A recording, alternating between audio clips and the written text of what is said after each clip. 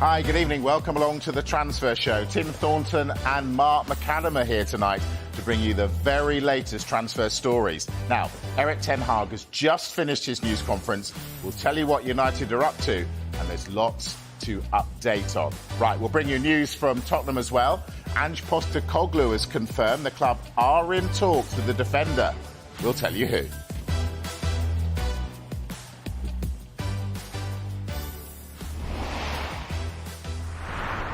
We're going to start with Manchester United. As I said, Erik ten Hag has just finished his news conference. Lots has come out of it. Vinny O'Connor was there in the room and joined us now. Vinny, very good evening. Right, I gather there have been some contract extensions. Tell us.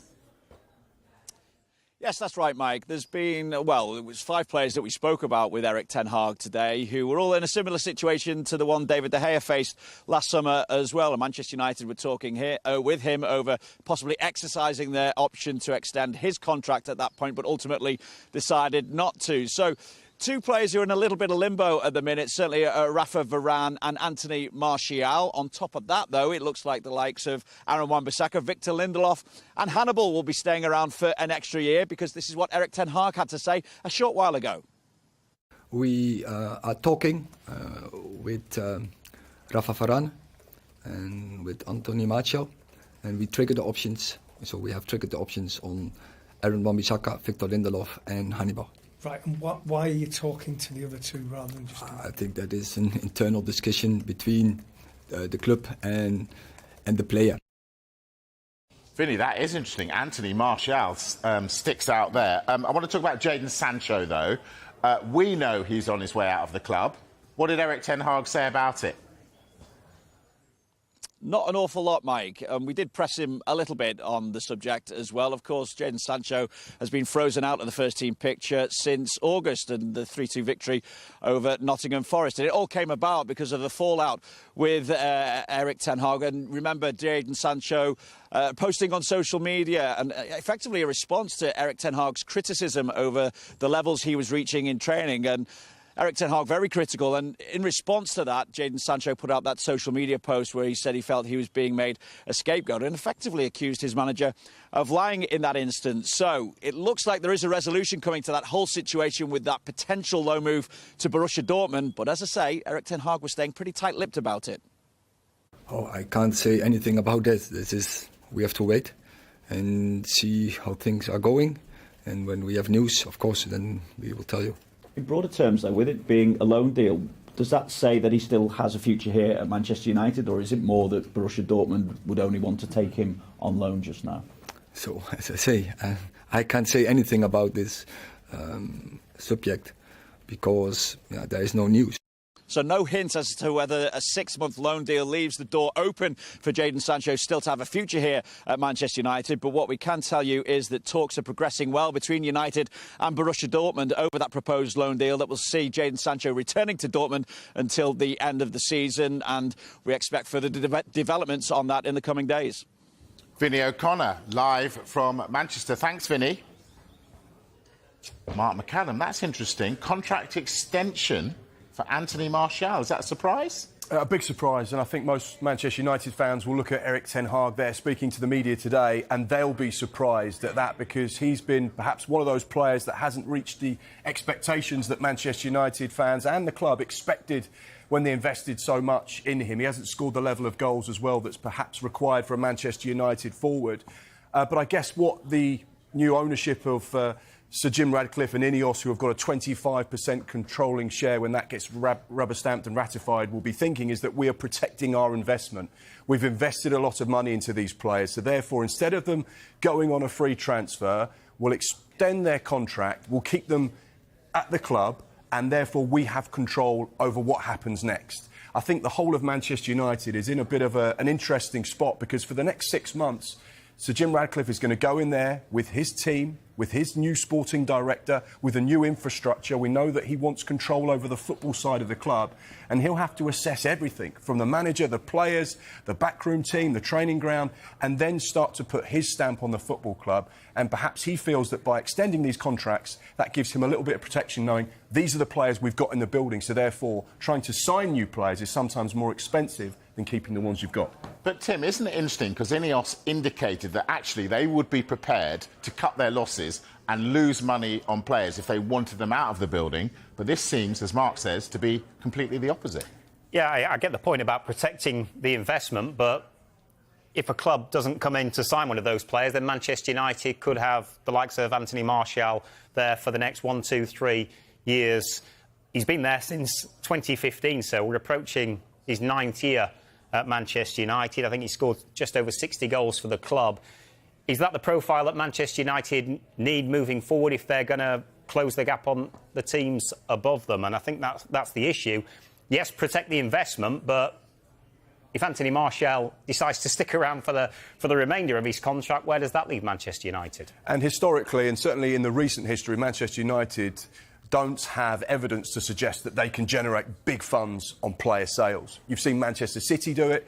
You've seen the likes of Manchester City's B team generate huge sums of cash. Manchester United don't have a good record for selling players, and that's going to be put under the spotlight as well with this situation. It will indeed. All right, let's talk Tottenham Hotspur now and Ange Postecoglou.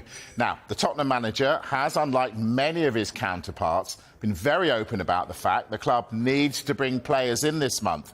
A new centre-back is a priority. Today, Postecoglou confirmed that talks are taking place.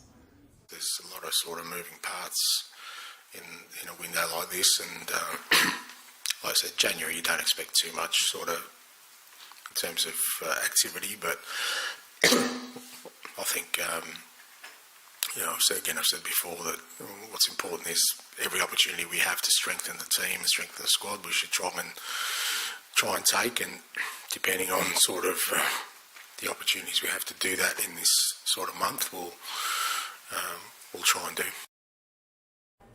Who's he talking about, Mark? Who's he bringing in? It's a player that we've been speaking about quite a bit over the last couple of days on Sky Sports News and the Transfer Show.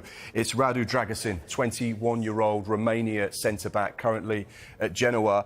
His manager, Alberto Gilardino, has been speaking today. He doesn't want to lose the player. However, he has said to our colleague Sky in Italy, anything can happen. We know that talks continue between Tottenham Hotspur and Genoa over the player. Our colleagues, Sky in Italy, have some detail on this as well, and they've said that Genoa were looking for 30 million euros as a minimum, which is around £26 million.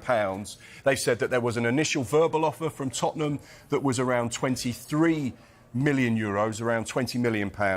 But at the moment, there's been no movement, but talks continue. His agent has said he's in no rush to go anywhere. And something I just want to point out as well, and this is quite interesting because there is another club just lurking in the background. Napoli are interested in the player and they're prepared to offer cash plus a player. Now, that would suit Genoa because they're looking for a striker and they're short of cash. So they need players and bodies and they need the money. So that might be an interesting one to keep an eye on. But we know that the talks continue between Tottenham and Genoa. All right, that one not done. Tim, I'm interested in what Ange has said there, because he's going to bring players in. He wants players. Does that mean, given all the other managers saying, oh, no, FFP, we're not going there, Spurs could actually steal a march on people and maybe challenge? I think from a Spurs point of view, you go back 12 months, I think there's been a shift on two levels. First of all, I think players will want to go to Spurs now. They're an attractive proposition. They're playing great football. Spurs are a club very much on the up at the moment and in transition as well. So you feel as though the trajectory is going the right way. So I think that's one positive for the club. And in terms of Spurs rebuilding, they're able to bring in players, as we've just discussed. He's 21 years of age, so he's a player that's going to get better. They don't necessarily need to bring him in and rush him in and he's got to play every game. So he'll be allowed to develop under Ange Postecoglou. And I think when you can bring players in where they're allowed to come in, develop with the team as well and build something, then I think that all points to a very positive future for Tottenham. But you're right, if they're bringing players in and others aren't, then it's an opportunity as well, even in the short term, to close the gap. They're run very well. They're run very sensibly. I know a lot of people talk about Daniel Levy and the way he does his business in the transfer window and the way he operates, but they're run very well, so it means that they've always got a little bit of cash when they need to spend it. And I think they've seen the impact that man has had in the first 6 months of his tenure at Tottenham, and they're excited. They believe in him, and now they can go, right, let's start to back the manager because this is a guy that can take us to where we want to go. Players want to play for him. Yeah. Yeah? Absolutely. He's a media darling. Fans love him. Players, what can he do wrong? All right, let's talk Manchester City. Pep doesn't do anything wrong, does he? Let's talk Man City. Bringing another youngster in. Tell us about this man, Mark. Yeah, that's the man on the screen there, Claudio Echeverri, just 18 years old. He was a couple of days ago. He's a youngster currently at River Plate. We know that Manchester City and River Plate are close to a deal, which we understand to be around £12 million plus a few add-ons as well. He's going to go back immediately on loan to River Plate, so Manchester City fans won't see him for some time. He's an attacking midfielder. He's played a lot for the Argentina under-17s. I don't need to tell you who his hero is. Lionel Messi, of course. He's only a short, stocky type of player. He's not a physically imposing one. Is he Julian Alvarez Mark II? You could say. There's a lot of development to go here. You know, he's not the finished product. This is a player that will need to have a little bit of time. They'll work with him. But when you look at the likes of the reserved side at Man City, the 23s under Brian Barry Murphy, some of the players that have come through that system in the last year, 2 seasons, 3 seasons, they've been outstanding. You look at Cole Palmer, you look at Delap, you look at a couple of the boys that went down to Southampton. They're developing and coaching some really talented players. I think he'll look at Alvarez as well and see a pathway into the first team. It's interesting that Manchester City are going into that market. Yeah. Again, we didn't know a lot about Alvarez when he signed. We don't know a lot about this guy, but we might do in 1, 2, 3 years' time. And the money works as well. They're not spending £60 million, £60 million on a first-team player to go straight there. This is a development project, which perhaps shows you a sign of where the club want to go. We know that they can spend the big cash on big players, but that first team's strong. Won the treble last season. Just won the Club World Cup. They can do that. But they make money as well, don't they? This is the thing. A lot of money on players. You look at the players that I mentioned there that have been sold. Bazunu, the goalkeeper that went to Southampton for £15 million. There are so many players coming through that reserve side that are generating income for the club, and they can now invest that into young, exciting, promising players for the future. Indeed. All right, let's take a break. Now, when we come back, we've got news on a couple of strikers. Thomas Frank is talking Ivan Toney. Wait for it. Bobby Firmino could be coming back to the Premier League. Yes, he could. We'll tell you more next. See you in a moment.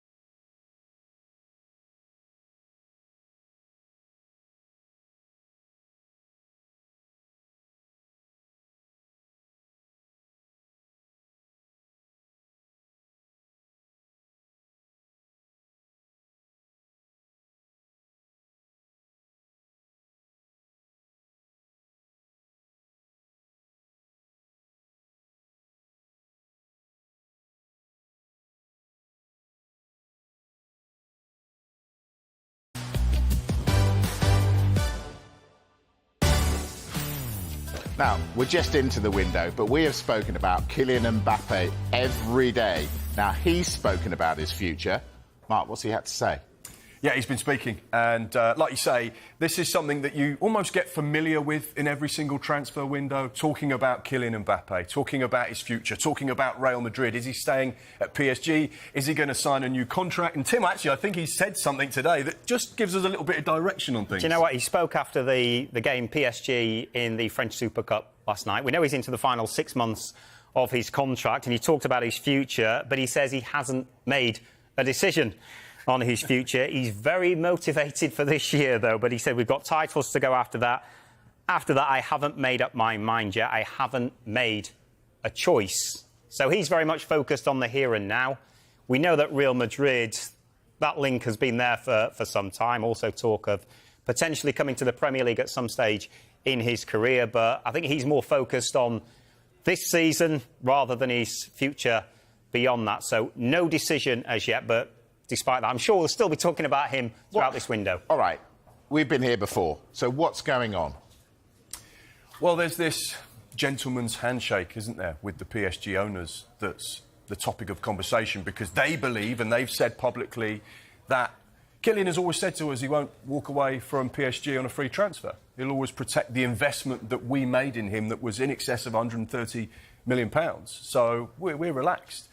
But ultimately, the contract's the contract. If he can leave PSG this summer on a free and decide his own destination in his own time, then that's the contract. But of course, Real Madrid as well, if they want to sign him, I'm sure they'd like an indication now rather than have to wait 6 months to know whether he's prepared to sign for them. That's what I mean, though. Are he and his advisors playing games with everybody? Well, he's Kylian Mbappe, so he can do what he wants. But can he? Because only a few clubs in the world could actually bring him in. And you have to remember, in the summer, he turned down a huge offer. PSG accepted a huge, monumental offer, a world record offer from the Saudi Pro League for Kylian Mbappe, and he said, oh, I'm staying. He's also in a position of strength. He's in the final 6 months of his contract, so he holds all the cards. But where could he go? We've said Real Madrid. We've mentioned Liverpool, but we don't think that can happen. So, where? He could stay. He could go to Saudi. He could go to Real Madrid. And who knows, maybe the Premier League. They look the options for him. But he's focused on the here and now. So he says. All right. Let's talk about another striker. Ivan Toney could make his return for Brentford next week. His future at the club has been the subject of intense speculation.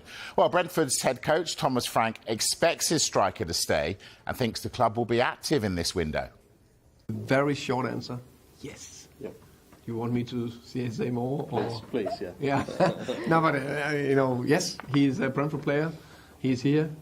Clearly, we miss a few offensive players. I can't see why we should sell him.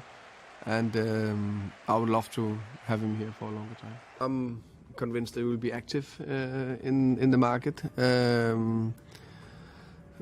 How much, which position, let's see when we are hitting the 1st of February. But I expect that we will be active, and I think it's pretty clear that we most likely need a left back.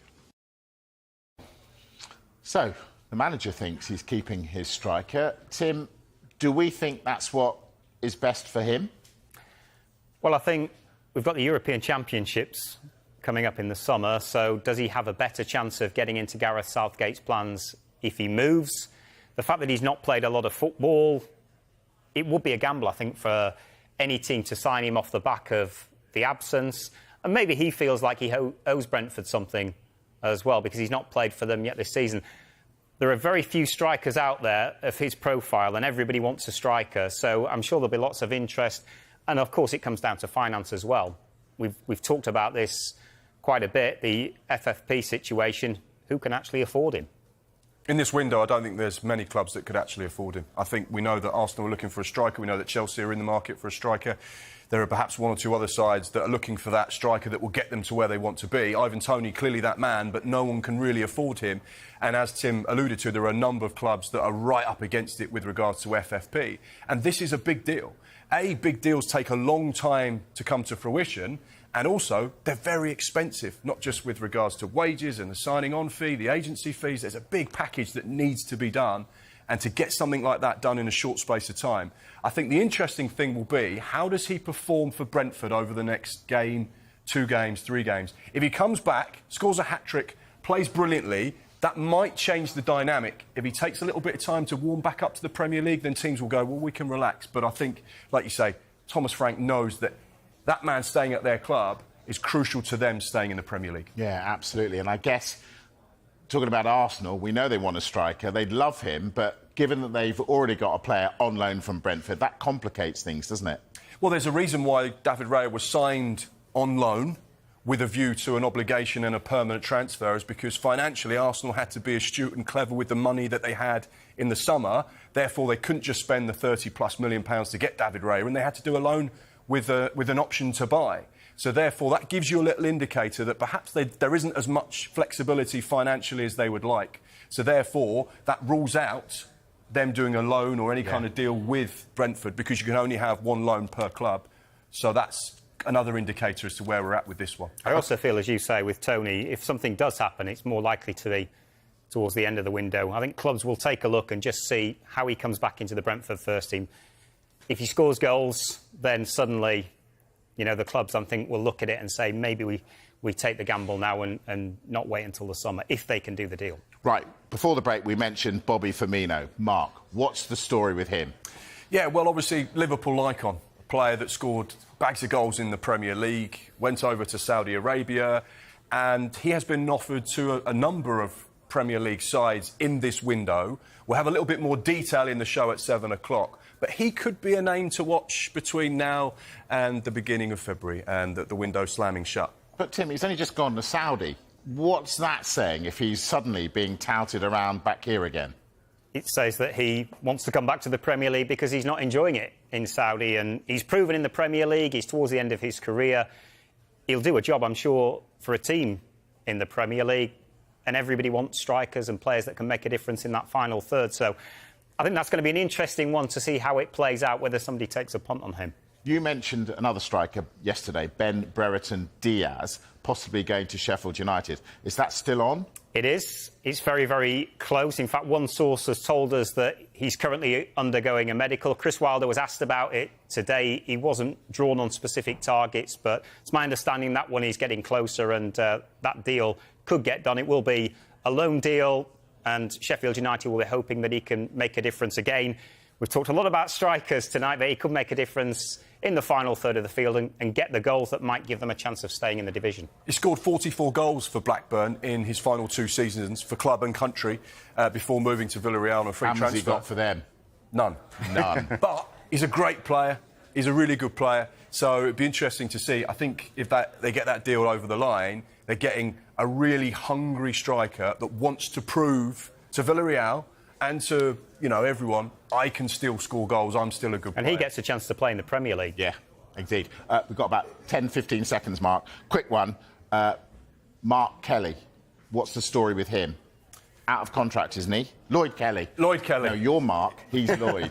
Lloyd Kelly. Yeah, Lloyd Kelly, out of contract in the summer, so he can speak to clubs that are non-English at the moment. Juventus, AC Milan, Stuttgart is the latest club interested in him.